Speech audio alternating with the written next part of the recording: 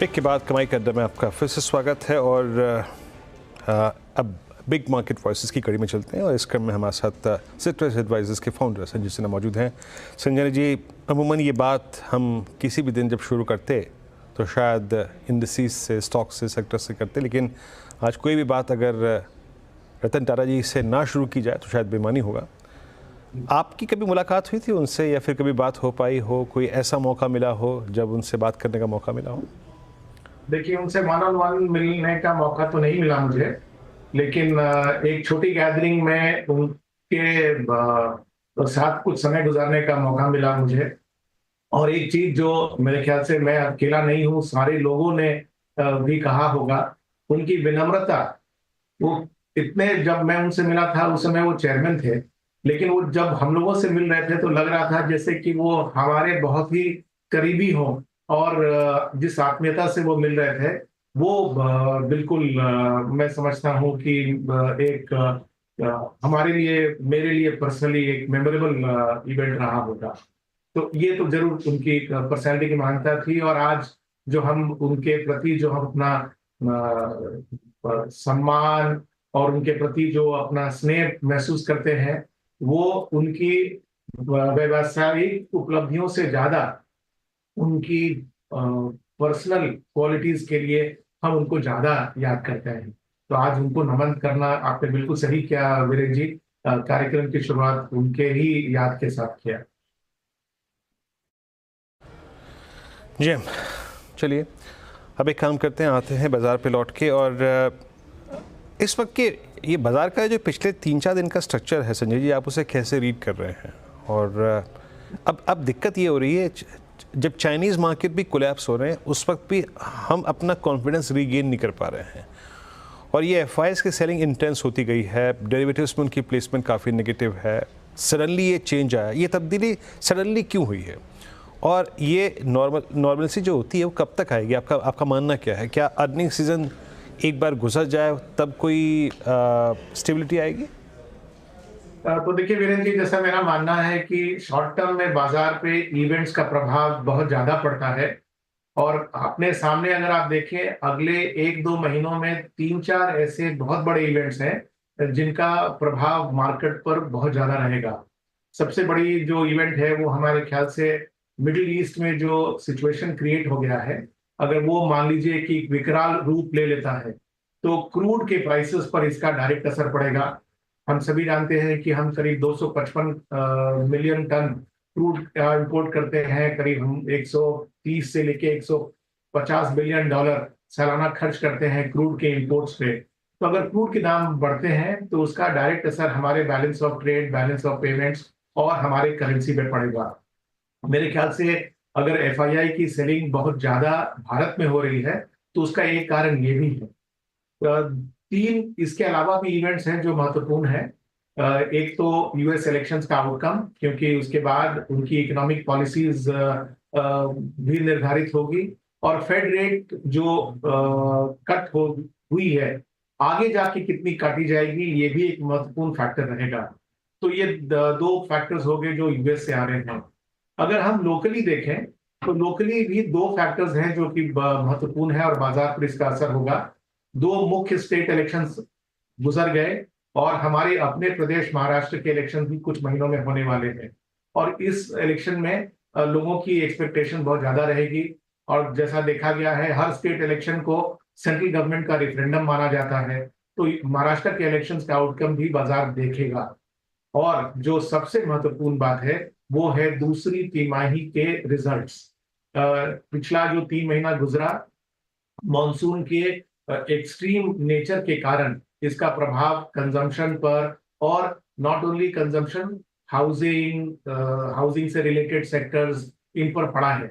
इसका असर second quarter के रिजल्ट पर क्या पड़ता है ये देखना जरूरी है। और उससे ज्यादा क्या हम FY25 की जो ईपीएस एस्टिमेट है, जो इस समय हम 1150 रुपया निफ्टी की ईपीएस एस्टिमेट मेंटेन किए हुए हैं, जो कि 12-13% की ग्रोथ है, क्या वो ग्रोथ रेट मेंटेन होगी, ये भी एक महत्वपूर्ण कारण रहेगा।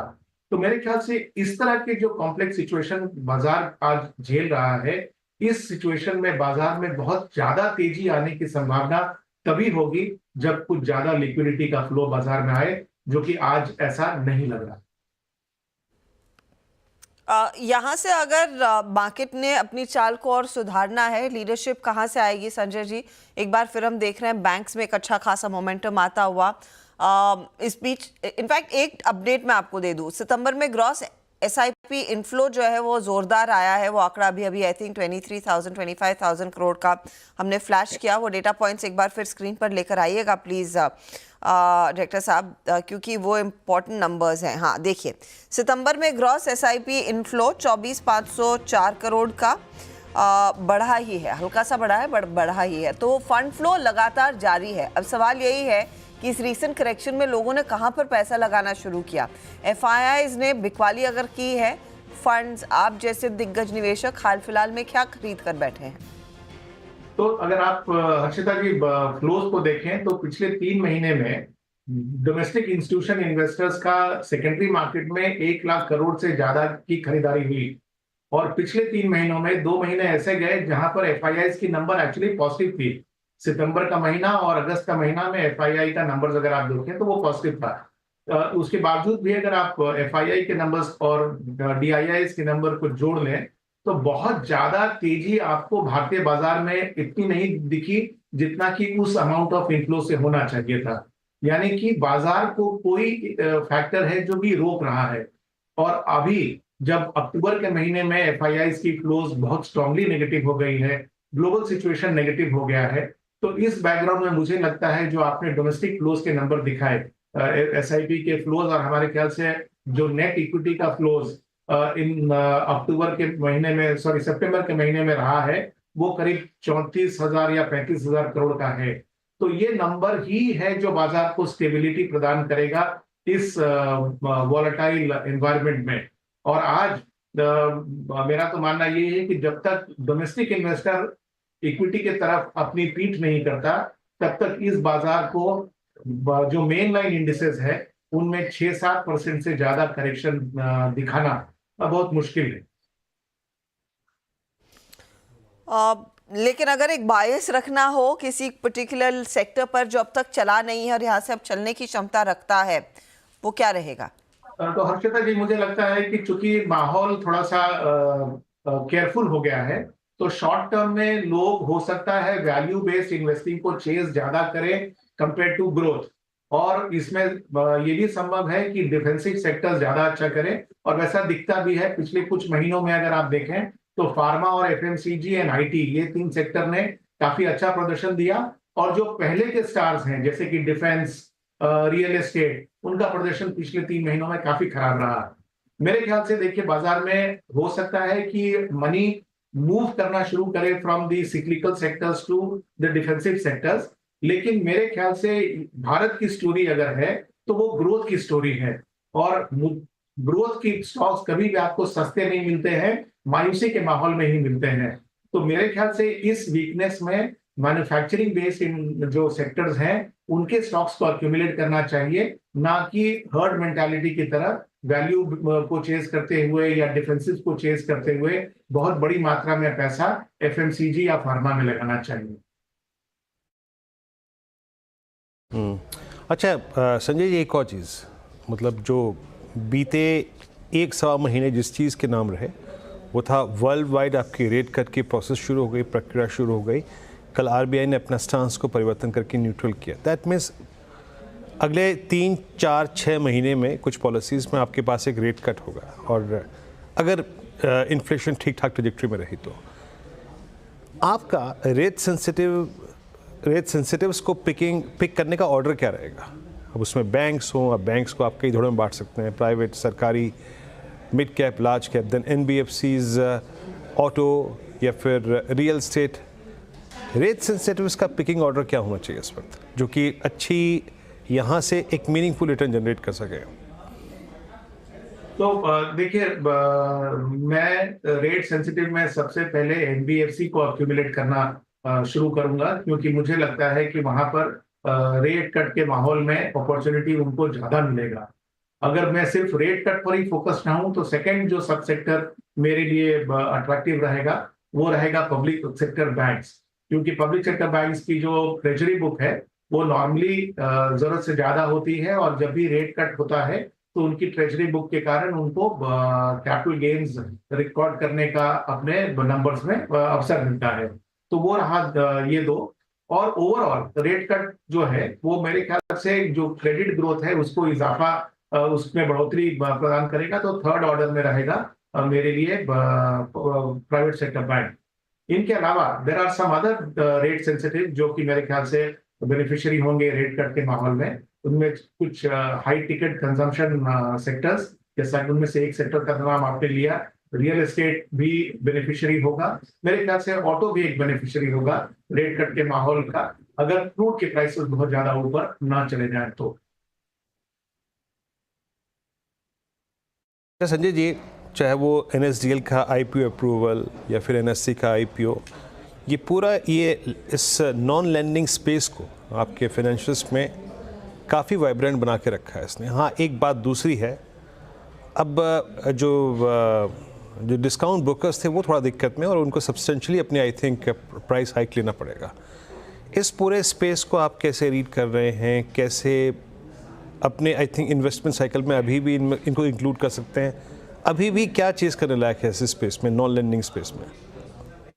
तो देखिए, इसको आप दो पहलू पे देखिए बीरेन जी, एक है स्ट्रक्चरल और दूसरा है टैक्टिकल। स्ट्रक्चरल रूप पर अगर आप देखें तो भारत में इक्विटी की ओनरशिप आज भी 6% से कम है, यानी कि एक बहुत बड़ा रूम बाकी है इक्विटी ओनरशिप को बढ़ावा देने के लिए। और इक्विटी ओनरशिप जैसे जैसे बढ़ेगा वैसे वैसे जितने इसके अटेंडेंट और एंसिलरी सर्विसिंग इंस्टीट्यूशंस हैं, जैसे कि रजिस्ट्रार एंड ट्रांसफर एजेंट्स हो गए, कस्टोडियंस हो गए, और इस तरह के और ब्रोकर्स भी हो गए, वो इन सब के बेनिफिशियरी होंगे। तो स्ट्रैटेजिक रूप अगर आप देखें तो मुझे ये स्पेस जो है ये लॉन्ग टर्म स्ट्रैटेजिकली अट्रैक्टिव लगता है। रही बात टैक्टिकल की, तो जिस तरह से सेबी ने कुछ गाइडलाइंस इशू किए जिसका कि डायरेक्ट असर F&O के वॉल्यूम्स पर पड़ने वाला है 20 नवंबर से, उसका असर हम देख रहे हैं कि ऑलरेडी डिस्काउंट होना शुरू हो गया है इन ब्रोकर्स के स्टॉक प्राइसेस में और इनके वैल्यूएशंस में। लेकिन हो सकता है कि पर यूनिट इनकी रेवेन्यू कम हो जाए या उधर वॉल्यूम कम हो जाए, लेकिन जो मार्केट है, जो एड्रेसेबल मार्केट है, वो धीरे धीरे और बड़ा हो जाएगा। तो इनकी अर्निंग्स मुझे लगता है कि बहुत ज्यादा डेंट नहीं होगी। इसी के लिए मुझे लगता है कि टैक्टिकली अगर गिरावट आती है इस फाइनेंशियल एंसिलरी स्पेस में तो उसका फायदा उठाना चाहिए और वीकनेस का लाभ उठाते हुए इन स्टॉक्स को उठाना चाहिए। मैं आपसे वेरी क्विकली टेक्नोलॉजी कंपनियों पर एक राय लेना चाहूंगी, क्योंकि एक तो अमेरिका में वो रेट कट साइकिल शुरू हो चुका है। कुछ पॉकेट से सिग्नल्स आने लगे हैं कि यहाँ पर शायद अब वो डिसीजन मेकिंग साइकिल कुछ बेहतर होगा, कुछ डिसेंट डील विंस कंपनियों ने क्लॉक किए। लेकिन ये थर्ड क्वार्टर Q2 में जो होगा वो बात अलग है, लेकिन थर्ड क्वार्टर से जो नॉर्मली एक लीन क्वार्टर रहता है, क्या उम्मीद करें, या फिर फोर्थ क्वार्टर थोड़ा सा बम्प अप दिखा सकता है? आपकी एक्सपेक्टेशन क्या होगी, कंसिडरिंग वो बड़ा इवेंट जो हम टाल रहे थे दिसंबर तक, एक बार तो आ ही चुका है?